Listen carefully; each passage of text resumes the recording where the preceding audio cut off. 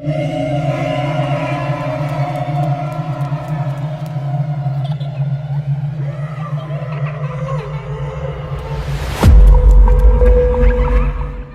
el amanecer de la era de la información. Internet apenas despuntaba y el mundo comenzaba a experimentar con la inmediatez de la comunicación. Sin embargo, no era la red la que, en aquellos años, tenía la capacidad de conmocionar a millones de personas, sino la televisión. La pantalla aún poseía esa poderosa intimidad de entrar en los hogares de la gente, de sorprender, de desvelar secretos antes ocultos. Y fue precisamente a través de ese medio que un oscuro acontecimiento trastornó al público estadounidense: el exorcismo de una joven llamada Gina. Gina, una adolescente de tan solo 16 años y origen colombiano, fue la protagonista de uno de los eventos más polémicos transmitidos en vivo y en directo. La idea de ver un exorcismo en tiempo real desató el morbo y el horror en partes iguales.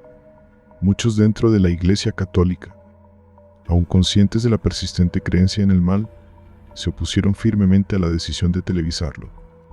Para ellos, estas ceremonias debían permanecer en la sombra, en el respeto de los templos y la privacidad de los afectados. Pero los organizadores tenían otros planes.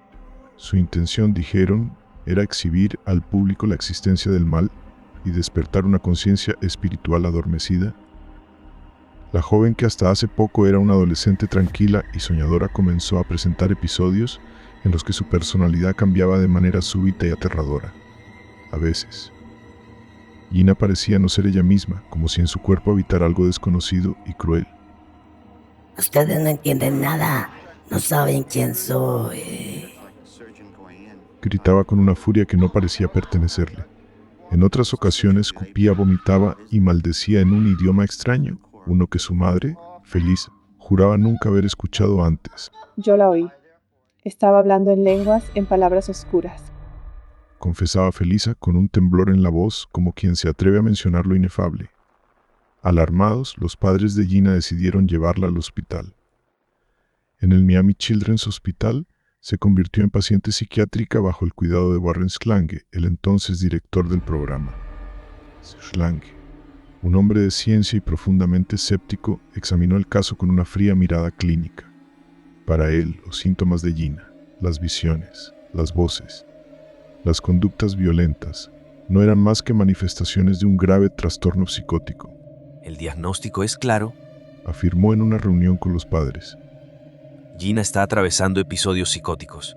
Lo que ella describe como voces de demonios o personas muertas son alucinaciones nada más. La mente humana es compleja y este tipo de cuadros no son tan infrecuentes. Sin embargo, el tratamiento psiquiátrico parecía ser una puerta cerrada. A pesar de los medicamentos y las sesiones de terapia, los episodios no solo continuaron, sino que parecían hacerse más intensos. No entiendo. Murmuraba Felisa a su esposo después de cada visita al hospital. ¿Cómo puede un tratamiento no hacer nada? Es como si eso que tiene dentro se hiciera más fuerte. Para Gina, la ciencia y la lógica no ofrecían ninguna salida. En los pocos momentos de lucidez que tenía, con los ojos cansados y el rostro demacrado, repetía una y otra vez la misma frase. Esto no es humano, mamá. No son cosas de aquí.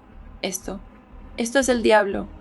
La crudeza de sus palabras congelaba a Felisa, quien empezó a cuestionarse si el diagnóstico médico era realmente toda la verdad o si, en cambio, había algo más allá de la razón y la medicina. La angustia de Felisa era tal que, en un momento de desesperación, decidió hablar con la prensa. En una breve declaración, con la voz entrecortada y los ojos húmedos, declaró a los medios: A mi hija no la atormenta una enfermedad, es otra cosa. Ella me ha dicho que son demonios. Son voces que la atormentan y ella lo sabe en sus huesos. ¿O qué madre no le creería? En las últimas semanas de aquel tormentoso proceso, la tensión y el misterio en torno al caso de Gina crecieron como una llama incontrolable. Había opiniones divididas y una expectación morbosa, mientras que otros, en el fondo, se debatían entre el escepticismo y el temor. El reverendo James Libar, una de las voces más experimentadas en la práctica de exorcismos, fue consultado para evaluar el caso. Con su rostro severo y sus ojos acostumbrados a observar lo inexplicable, Libar explicó a las cámaras del documental que transmitía el suceso que en los casos de posesión existen 4 signos principales. Una fuerza sobrenatural, la capacidad de clarividencia, el hablar en idiomas desconocidos y la levitación. A su lado Felisa, la madre de Gina, asentía con cada palabra, como si aquellas declaraciones confirmaran todas sus peores pesadillas. Vi a mi hija hacer todo eso. Murmuró Felisa con voz entrecortada mientras retorcía entre sus dedos un rosario desgastado. No puedo explicarlo, pero la escuché hablar en un idioma que nunca le enseñamos. Un idioma que sonaba como si la voz de alguien más estuviera dentro de ella. Y un día, vi cómo la arrojaban de la cama. No podía verla, pero algo la tiró como si fuera una muñeca. Levar, acostumbrado a lidiar con el escepticismo de los que niegan la existencia de lo maligno, insistió en que el caso de Gina era real y advirtió a los televidentes que los exorcismos no eran un espectáculo, sino un enfrentamiento directo con la maldad en su forma más pura. Muchos creen que el diablo es solo una metáfora, una fábula. Hoy verán, o espero que vean, que el mal no es algo simbólico. Es algo palpable, algo que está ahí, esperando el momento adecuado para manifestarse. La emisión del exorcismo fue un acontecimiento sin precedentes en la televisión estadounidense y la audiencia alcanzó un pico histórico. Cerca de 29 millones de personas siguieron aquel ritual con los ojos pegados a la pantalla en el silencio de sus casas, sintiendo quizá un eco de esa batalla invisible entre la luz y la oscuridad. Cuando se escucharon las primeras palabras de invocación, una atmósfera sombría cayó sobre la transmisión. Era como si el aire mismo se espesara.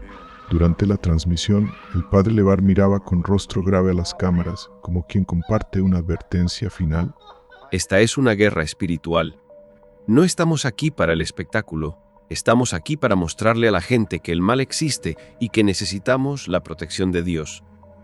Sin embargo, no todos dentro de la iglesia estuvieron de acuerdo con esta exposición pública de un rito tan íntimo y complejo. Algunos religiosos, alarmados por la espectacularización del exorcismo, lo consideraban una banalización de un proceso que es difícil no solo para la persona poseída, sino también para su familia, e incluso para el mismo sacerdote que debía enfrentarse al mal. Estas cosas no se hicieron para las cámaras, argumentaba en un artículo anónimo un miembro de la iglesia. El verdadero peso de un exorcismo está en el recogimiento, en el silencio y en la fe profunda, no en el entretenimiento masivo. Estamos olvidando que Gina es una persona, una joven que está sufriendo. Esto es real para ella, no es solo una historia más. La polémica continuó mucho después de que el exorcismo finalizara y las luces de las cámaras se apagaran. Aquella noche, Gina, la joven que había luchado en cuerpo y alma contra algo que sus propias palabras solo podían describir como el diablo, volvió a su hogar. Felisa, que había visto de todo, desde diagnósticos psiquiátricos hasta rituales ancestrales, la abrazó sin decir palabra, y ambas se sumieron en un silencio profundo, agotado. La crónica de Gina permaneció grabada en la mente de millones. Los que veían las imágenes no pudieron evitar pensar en sus hogares con un temor secreto: si el mal es real, ¿qué lo detiene de aparecer en cualquier otro lugar? Y en las palabras del padre Levar, la sociedad se quedó con un eco aterrador y definitivo. Esto es una batalla y no todos estamos preparados para verla de frente. Esta es la historia de Gina, quien, entre las sombras de una era tecnológica y racional, se convirtió en un rostro de las creencias arcaicas y ocultas de la humanidad. Su caso, entre lo visible y lo invisible, entre la ciencia y la fe, sigue siendo un recordatorio de que hay fronteras que ni siquiera la luz de la tecnología puede traspasar sin oscurecerse.